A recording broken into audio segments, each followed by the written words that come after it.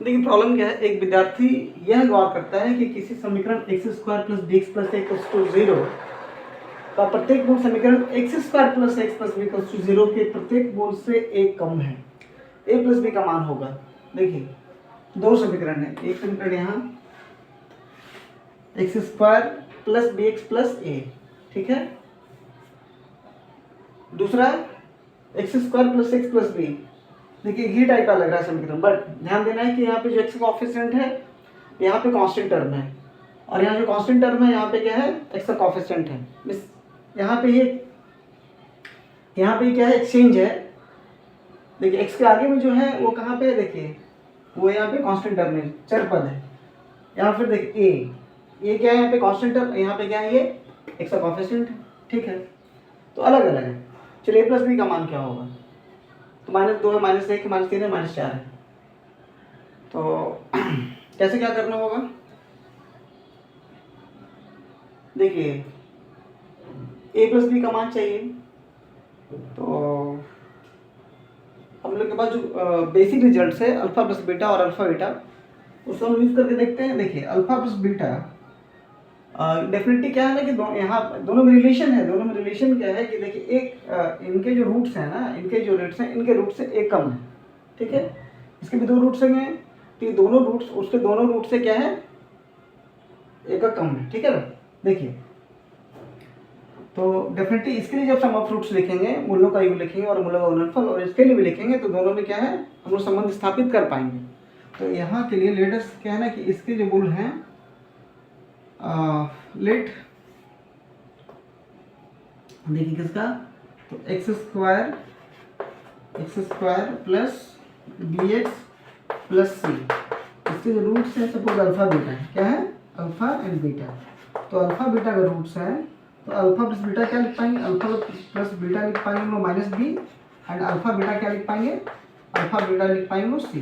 Okay, चूँकि x square के आगे 1 है तो c/a में c/1 में c, ठीक है। अब इस समीकरण के लिए देखिए एक्स स्क्वायर अब प्लस ए एक्स अब plus b equals to 0।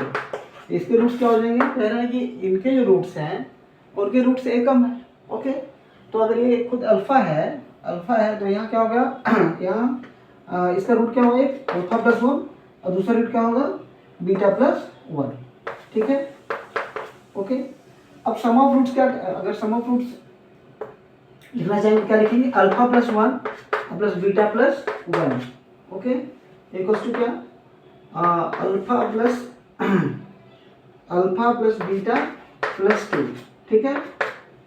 Okay, some of roots देखिए इसका एक रूट ये और इसका एक रूट ये, तो सम ऑफ रूट्स इसके लिए क्या लिखेंगे, बताइए हम लोग को, एक्स का माइनस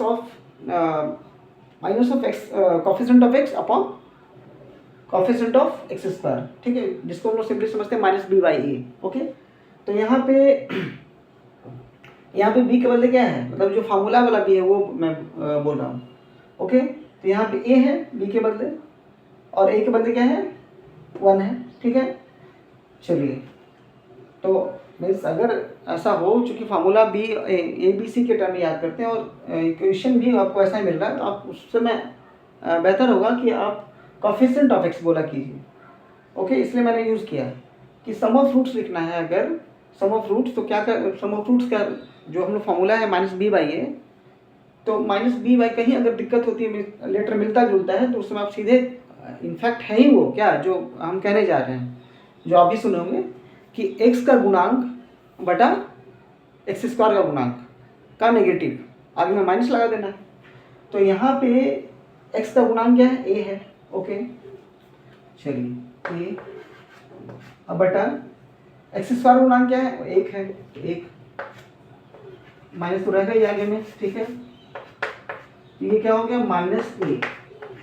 ओके, अब प्रोडक्ट ऑफ रूट्स करते हैं, तो alpha plus 1 beta plus 1, okay, क्या लिखा है, देखिए यहाँ पे भी गौर कीजिएगा, अल्फा इंटू 1 और यहाँ बीटा इंटू 1, यहाँ पर भी अल्फा प्लस बीटा आपके पास आएगा, और ये अल्फा इंटू बीटा भी होगा और 1 इंटू 1 भी होगा। इक्वल टू क्या होता है, c/a होता है। c/a that means constant term, जो चर पद है, चर पद सबसे लास्ट में, चर पद मीन्स उसमें एक चर पद कौन है जो इंडिपेंडेंट ऑफ एक्स है, इंडिपेंडेंट ऑफ वेरिएबल है, ठीक है, जिसमें वेरिएबल अटैच नहीं है।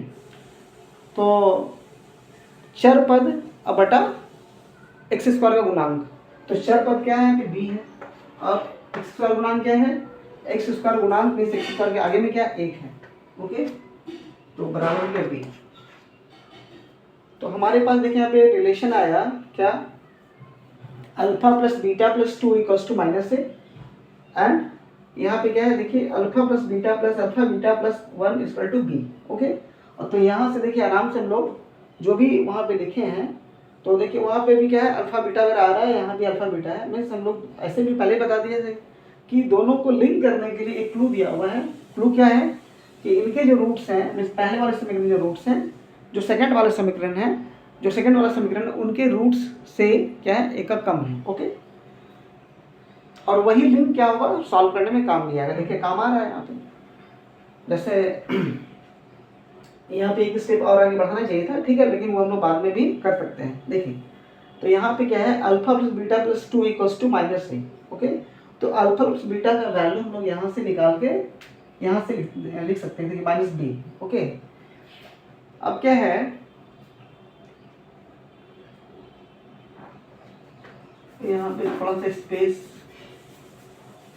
निकाल के लिख ही दे रहे हैं तो बेहतर होगा, लेकिन बिल्कुल जगह नहीं बच रहा है, इसको इरेज ही करना होगा। इसको सबसे अच्छा है इसको पहले थोड़ा सा इरेज कर देते हैं।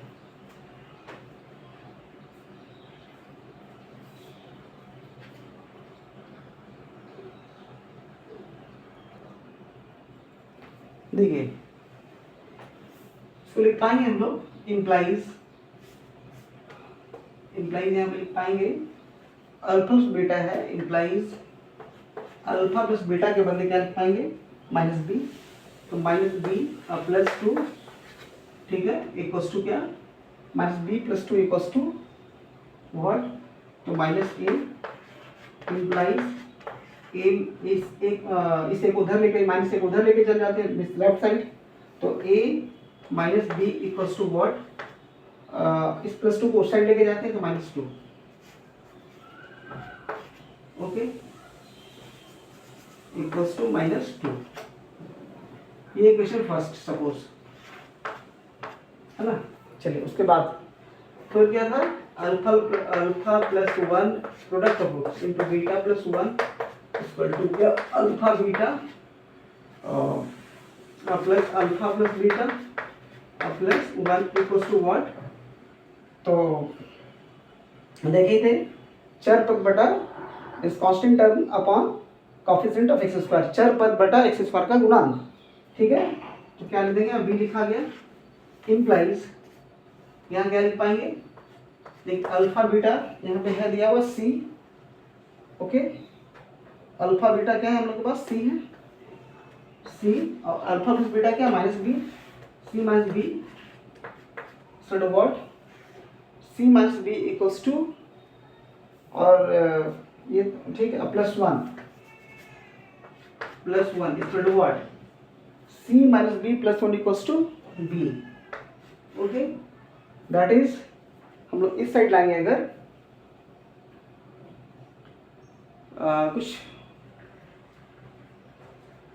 बी एक्स प्लस ए है, सी कहाँ से लिख दे रहे हैं, सी तो था नहीं हमारे पास, सॉरी सी तो था नहीं ना, यहाँ पे है b x square plus b x plus a है, ओके। चलिए तो यहाँ पे ए था, ओके, तो फिर alpha plus beta sorry alpha beta लोग यहाँ पे ए, दैट मीन्स इसको प्रोसीड करेंगे फर्दर तो व्हाट विल गेट, देखिए बी को इस साइड लाएंगे और 1 को साइड लेके जाएंगे, तो a minus 2b equals to minus 1, ठीक, ये समीकरण सेकंड हो गया। देयर आर टू इक्वेशंस, यहाँ पे दो समीकरण है, एक a minus b equal to minus 2 है और एक a minus 2b equal to minus 1। अब इस दोनों को सॉल्व करेंगे, this two are linear equations in two variables, you can say यहाँ पे दोनों क्या है रैखिक समीकरण के रूप में आराम से सॉल्व हो जाएगा, ए और बी का मान निकल जाएगा, फिर हम लोग को क्या देना है निकाल के a प्लस बी, तो फिर ए और बी का जो वैल्यू आएगा वो दोनों को ऐड कर लेंगे, उसका समीशन निकाल लेंगे, वही पे हम लोग का आंसर हो जाएगा। चलिए कीजिए आगे, ये दोनों तो आराम से सॉल्व हो जाएगा। बहुत इजी है। यहाँ भी है, यहाँ भी है, फर्स्ट में सेकंड को हटा दीजिए, बी का वैल्यू निकल जाएगा। कीजिए इसको।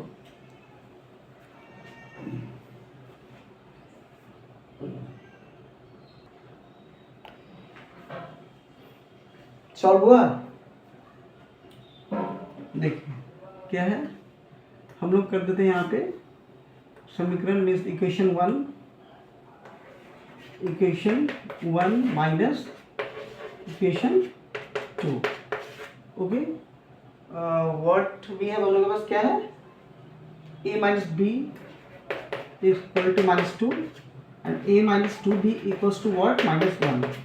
ओके, ठीक है। देखिए तो ये माइनस करना है तो माइनस प्लस माइनस, ये कैंसिल हो गया, सॉरी ये नहीं,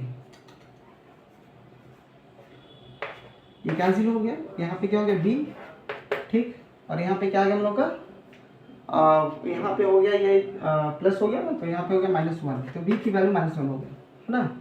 अभी का वैल्यू इसमें किस में रख देते हैं हम लोग रख देते हैं किसी में भी, फर्स्ट और सेकंड किसी में रख सकते हैं, ठीक है। तो पुटिंग इन, किस में रख दे रहे हैं, पुटिंग इन इक्वेशन फर्स्ट, इसमें रखेंगे अगर किसका, b का वैल्यू, तो क्या हो जाएगा, a माइनस -1 इक्वल्स टू -2, ठीक है। देयरफॉर a इक्वल टू क्या आ जाएगा, -3। Therefore a plus b equals to कितना आ जाएगा, -1 और प्लस -3 आ जाएगा, तो कितना आ गया, -4। ओके, ये आपका हो गया आंसर, है ना। -4 सॉल्व करके है, इसका सॉल्यूशन -4 है। अब आंसर में देखिए ऑप्शंस लिखना था, तो -4 जिसमें है प्रोबेबली कितना, वो तो इरेज कर दिए, प्रोबेबली शायद डी में था, देख लीजिएगा उसको, ठीक है। आंसर में आप, चूंकि देखिए ये भी समझेंगे, लोग इसी को लिख देते हैं आंसर, नहीं, आपसे क्वेश्चन पूछा गया है, आपसे चॉइस, आपको चूज करने के लिए कहा गया है कि ए बी सी डी में कौन है। ओके, तो आपको ए बी सी डी के टर्म में लिखना है। अब देखते हैं पब्लिक सिस्टम हो गया, तो पब्लिक सिस्टम क्या करना है आपको, ए बी सी डी में क्या है उससे कोई मतलब नहीं है।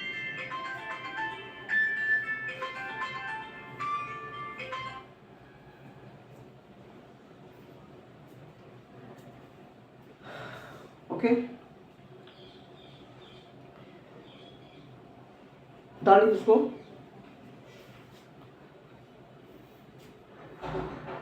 देखिए जितने भी अच्छे कॉम्पिटिशन्स हैं सभी में स्कूल लेवल से 8, 9, 10 वगैरह से आता है क्वेश्चन, है ना।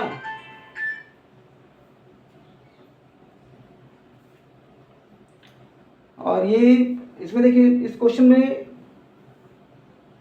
क्लास 10 में सीबीएसई बोर्ड में, या बोलिए कि सभी सारे स्टेट बोर्ड्स में भी लीनियर इक्वेशन इनटू दो टाइप की इक्वेशंस पढ़ने, quadratic equation and linear equations. इस क्वेश्चन में दोनों का ही रोल है, इस दोनों ही इक्वेशन से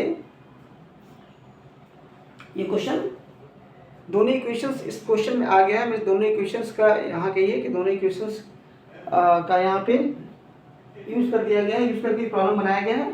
ओके, तो अगर मैं ऐसा नहीं सोच सकते हैं कि एक चीज़ का कोई पर्टिकुलर चैप्टर पढ़ लिए और फिर सारा सॉल्व हो जाएगा, ऐसा नहीं। आपको सारे चैप्टर्स पर नज़र रखनी होगी। और अब लमसम एग्ज़ाम में, चाहे वो बोर्ड एग्ज़ाम ही क्यों नहीं हो, ऐसा नहीं समझते कि सिर्फ कॉम्पिटिटिव एग्जामिनेशन है, वो अगर स्टेट बोर्ड है या सेंट्रल बोर्ड, तो खैर वो स्किलफुल क्वेश्चन देने ही लगा है। इस आपको सारे चैप्टर्स का कॉन्सेप्ट क्लियर रखना पड़ेगा, सारे चैप्टर्स पे प्रैक्टिस रखना पड़ेगा, सारे चैप्टर्स का प्रैक्टिस करना होगा, तभी आपसे सारे क्वेश्चंस बनने की उम्मीद की जा सकती है। ओके,